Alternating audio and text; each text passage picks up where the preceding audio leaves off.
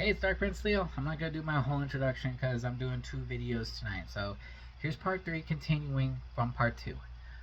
So basically, now after all those grueling months, after they tore out everything from the inside and just rebuild everything on the inside. But the thing was, it made it look nice. It did. But in the back, though, or actually, I don't know if some was other from the front counter to the back of the, but the floors, though, the floors there, they were so unbalanced. Like if you work there where I work there. Like when I walk, other employees can tell. Like when you walk, it feels like you're going downhill and uphill. Like you can feel your feet literally like being slanted on certain areas of the store. I was like, oh man. I mean, all the other employees, they were complaining about the floors and everything, and they put like certain walls on areas. Like we had to redo the entire cook area now, like redo the entire cook area.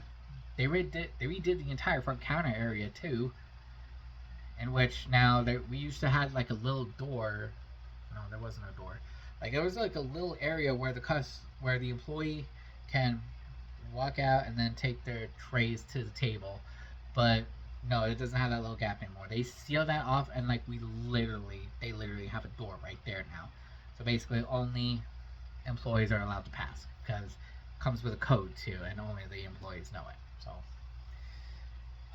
but basically, after those grueling months of washing all the gear and everything, putting everything back in place,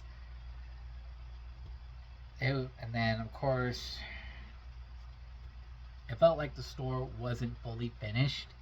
Reason why is because it was supposed to be done. Like it was supposed to take at least 6 to 8 months, but they only did it in 4. Reason why is because the workers that were rebuilding the store were not getting paid enough. They weren't being paid by the people who are telling them to make sure to get that store like done. Well, I don't even know how to say it, but they really wanted that store built fast. Like it was not even being built properly. Like I said, the floors weren't layered.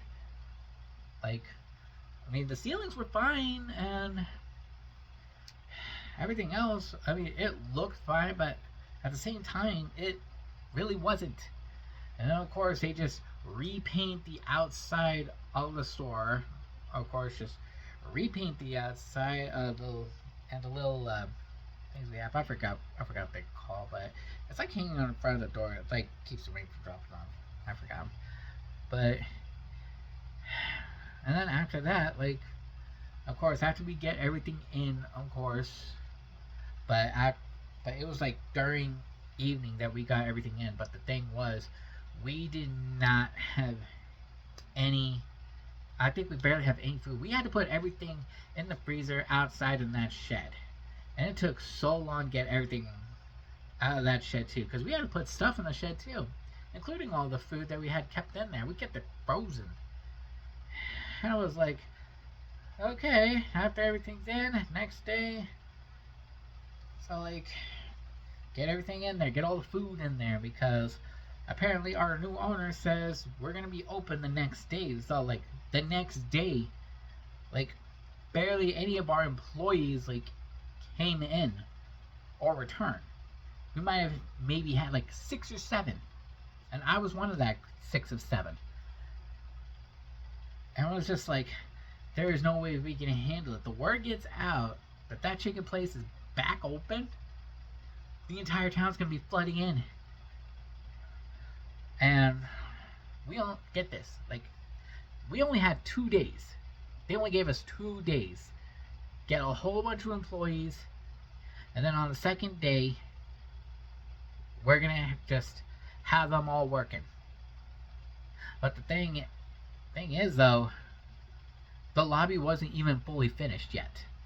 They didn't even finish the lobby, and yet our new owner wanted us open, like open. So we had to concentrate everything. The doors had to remain shut, but the drive-through was open, and it was like horrible. And of course, we had an emergency truck rush in here, and just like that, we had to make sure we get everything. On day one, I remember I had to train 15 new people at once. 15 front counter and prep people. 15. I still remember that day. They were all willing to learn. I was a great teacher to them. And it wasn't easy, but I had to teach them the whole menu. I had to teach them where everything goes. I had to teach them like everything that I knew the time I was working there before we closed down.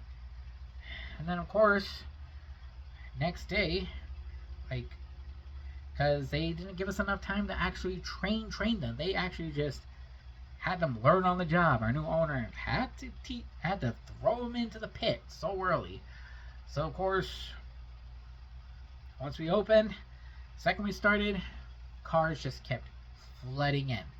It was busy non-stop. It did not stop for weeks, days, probably 2 months maybe.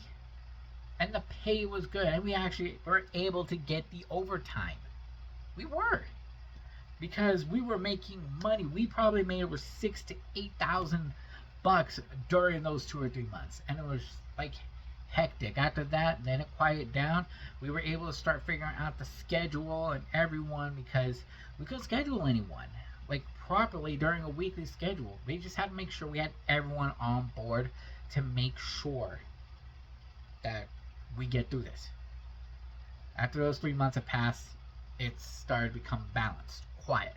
And now here we are training our new people properly, because, well, we barely had to teach them anything, because they all had to learn quick like that. Because during the time, we had like maybe 4 people were making prep, and we had other 5 people working on drive-through. We probably had like 5 cooks back there, because we had to keep dropping nonstop. One had to make sure we're cooking original. One had to make sure we're cooking crispy. Make sure everything. Then give the other cooks a break. Take those 2 cooks and making bread and everything. And it was just good. But it was still during the C virus time. It was still during that time.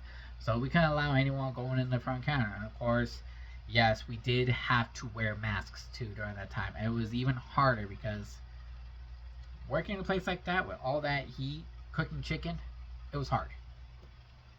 So now, after during that time, then things started calming down, and then things started to change from there. And then